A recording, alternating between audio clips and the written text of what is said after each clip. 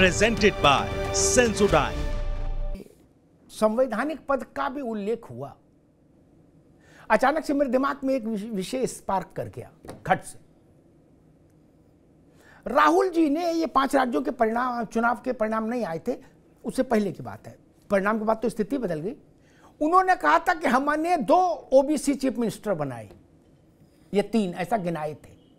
Chief minister बनाए नहीं, भले आदमी बनाए नहीं, जनता के काम करने वाले बनाए नहीं, सीनियर पॉलिटिशियन बनाए नहीं, ओबीसी बनाए। ओबीसी वो संवैधानिक पद पे नहीं थे, वो कंचा खेलने आए थे, वो गुल्ली डंडा खेलने के लिए बनाए थे या अंताक्षरी खेलेंगे वो। राहुल जी ने कहा था काटो मेरी बात। उन्होंने जो सरकार आईएएस अधिकारी हो गया उसको तो चुनाव भी नहीं लड़ना। रोहित की बात में चिंता समझ सकता हूं, जयंत भाई की चिंता समझ सकता हूं, वोट लेना है भाई। मैं राजनेताओं की व्यवस्था भी जानता हूं, ऐसा नहीं, मैं इसी दुनिया में रहता हूं मित्र। लेकिन जो आईएएस हो गया उसको तो चुनाव नहीं लड़ना। राहुल गांधी ने उनकी भी जात बताई, बोले 90 सेक्रेटरी हैं, उसमें 3 ओबीसी हैं, बाकी ओबीसी कब आएंगे सेक्रेटरी बताओ। वहां ओबीसी की बात आपने की, लेकिन धनखड़ की जात बता दी तो बोले ये गुनाह अजीम हो गया। गजब करते हो।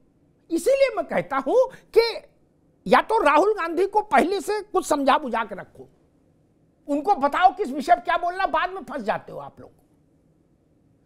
मैंने शुरुआत में कहा था और मैं अभी भी उस बात पर कायम हूं। कल्याण बनर्जी जो भी कर रहे थे वो बात प्रशांत ने अच्छी कही। मैं व्यक्तिगत तौर पर धनखड़ साहब को जानता हूं, 1 मिनट, आज से नहीं।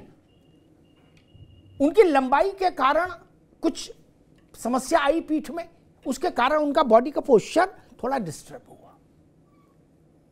लेकिन हम लोग ऐसी मर्यादा को उल्लंघन कभी नहीं करते जो कल्याण बनर्जी ने किया। पवार साहब हैं, उनको भी समस्या है, क्या उनका वैसा उल्लंघन, वैसा मजाक बनेगा? यह अभद्रता है। मनमोहन सिंह जी नहीं चल पाते अब, तो उनका वैसे पोस्टर बनाया जाएगा। ये पाप हुआ। और मैंने शुरुआत में जैसे कहा, कर रहे थे ठीक है बनर्जी चटर्जी, राहुल गांधी को वहां हंसी ठट्टा करते हुए फोटो बनाने की क्या जरूरत थी? कांग्रेस आपको दूल्हा बनाने के चक्कर में आप ऐसे चक्करों में फंस जाते हो। रोहित अग्रवाल करे समझ में आ जाए, जयंत चौधरी को नहीं करना चाहिए ना। जोशी साहब कुछ बोल के निकल जाए, समझ जाएंगे, चल जाएगा। अखिलेश जी बोल के नहीं निकल सकते ना। और फिर उन्होंने छाती भी ठोकी राहुल जी ने, उन्होंने कहा मैंने बनाया, वीडियो मेरे फोन में अभी भी है, लो कर लो बात, पूछ पाड़ लो। ये ठीक नहीं ना, आपको क्यों चक्कर में पड़ना था? अब थेतराई तो हो सकती है, लेकिन एक बात जान लीजिए, इस थेतराई से काम नहीं चलेगा। और जो बात बाद में प्रशांत ने कही वो ठीक बात है। अगर आप इतने हिमायती हैं कि भाई धनखड़ ने तो वो तो संवैधानिक पद पे है, किसी पार्टी के तो है नहीं, तो फिर तो उनके पक्ष में सबको खड़ा हो जाना चाहिए। फिर क्या बुराई है? भाजपा से आपकी समस्या है, चुनाव भाजपा से लड़ना है। धनखड़ के खिलाफ चुनाव तो लड़ना नहीं ना, द्रौपदी मुर्मू के खिलाफ लड़ना चुनाव, नरेंद्र मोदी के खिलाफ लड़ना है ना, उनकी पार्टी के खिलाफ। ओके, फिर धनखड़ के लिए एक साथ क्यों नहीं खड़े हो रहे? तब धनखड़ का भी पोस्ट की भी पुरानी कुंडली खोल रहे हो आप लोग। करे वो फला 1960 में नहीं बोले, 1972 में नहीं बोले, 1974 में नहीं बोले, क्यों? आपको बताना चाहिए ना। अगर आप मानते हो वो संवैधानिक पद पर है तो उनके पीछे खड़े हो जाइए। आप भारतीय जनता पार्टी के किसी नेता के खिलाफ मिमिक्री बनाते, भाजपा वाले आपके खिलाफ 4 बनाते, ठीक है, आनंद लेती जनता। राष्ट्रपति को क्यों, उपराष्ट्रपति को क्यों चुना? उनको नहीं चुनना चाहिए था ना। भाजपा के नेताओं की मिमिक्री बनाओ, ये आपकी बनाएंगे, चलता रहेगा। और ट्विटर पर चलता है, अरे सोशल मीडिया पर चलता ही है। झंझनाहट से जल्द आराम पाएं। सेंसोडाइन रैपिड रिलीफ के साथ। जब भी मैं ठंडा खाती थी, जैसे कि आइसक्रीम, मुझे एक झंझनाहट सी महसूस होती थी। ये बढ़ती जा रही थी ये प्रॉब्लम। पहले ठंडे से शुरू हुई, फिर गर्म खाने से हो रही थी। तब जाके मैंने डेंटिस्ट को दिखाया। उन्होंने कहा कि आप सेंसोडाइन यूज़ कीजिए। अब मुझे फ्रिज से कुछ ठंडा निकाल के खाना हो तो मुझे दोबारा सोचना नहीं पड़ता है। मैं इस बात पर विवाद ही नहीं करने आया कि जात की बात क्या, क्योंकि जाति तो एक सच्चाई है और चलती है, और सब नेता अपनी जात का उल्लेख करते हैं गर्व के साथ, और करना भी चाहिए, उसमें कोई छुपाने वाली बात तो कुछ है नहीं। लेकिन दूसरा करे तो खराब और हम करें तो अच्छा, ये भी नहीं चलेगा। मूल प्रश्न कहां खड़ा होता है? भाजपा कांग्रेस वालों की नकल उतारे, कांग्रेस वाले भाजपाइयों की नकल उतारे, किसी को दिक्कत नहीं। आप लोगों को चुनाव लड़ना, अपना निपटो सुलझो, लेकिन राष्ट्रपति उपराष्ट्रपति को तो बख्शो भैया, ये ठीक नहीं। और दूसरी बात, शारीरिक परिस्थिति किसी भी व्यक्ति की जो सार्वजनिक जीवन में है, उसकी शारीरिक परिस्थितियों को लेकर अगर आप मिमिक्री कर रहे हैं, अटल जी के लहजे का करते थे लोग, वो खुश होते थे। लालू जी के लहजे का होता था, लेकिन किसी की शारीरिक अवस्था का प्रहसन करने का दुस्साहस इस देश में कभी किसी ने नहीं किया, और किया हो तो बता दो।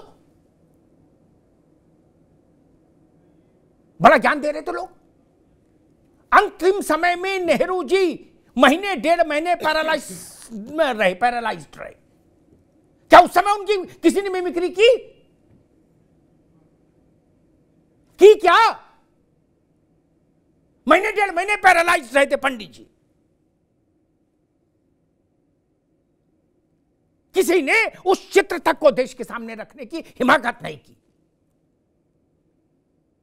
यह सम्मान होना चाहिए नेता का। और दो चीजें नहीं चल सकती। आप धनखड़ के खिलाफ मोर्चा खोल रहे हो भाजपा की तरह, भाजपा के नेता की तरह, और फिर कहते हो कि धनखड़ का भाजपा से लेना देना, भाजपा क्यों खड़ी है उनके साथ? धनखड़ तो संवैधानिक पद पे। अरे भाई साहब, तब तो सब लोग खड़े हो, संविधान के साथ तो सब होने चाहिए ना। राज्यसभा में जाएंगे तो शपथ तो धनखड़ी साहब दिलाएंगे, अपने घर से तो शपथ लेके चले जाएंगे नहीं ना। ऐसा हो सकता है कि आपकी पार्टी के मेंबर आपको शपथ दिला दे? नहीं ना। राज्यसभा का सभापति, लोकसभा का अध्यक्ष, भारत के उपराष्ट्रपति, राष्ट्रपति, मुख्य न्यायाधीश, ये सब लोग हमारी इच्छा अनिच्छा से नहीं चलेंगे ना, कि हम इनको अच्छा मानते इसलिए हम इनको नमस्ते करेंगे और नहीं मानते इसलिए इनकी मजाक उड़ाएंगे। ये तरीका ठीक नहीं ना। सब सबके निर्णयों से सहमत नहीं हो सकते, लेकिन असहमति व्यक्त करने की भी एक मर्यादा है, एक तरीका है, एक सलीका है। आप धनखड़ साहब से सहमत हो जरूरी नहीं। लोग अपने माता पिता से सहमत नहीं होते कई बार, लेकिन धनखड़ साहब के बारे में ऐसा प्रहसन आप करें और उसमें बाकी लोग आनंद लें, वो वीडियो तरफ ध्यान से देखिएगा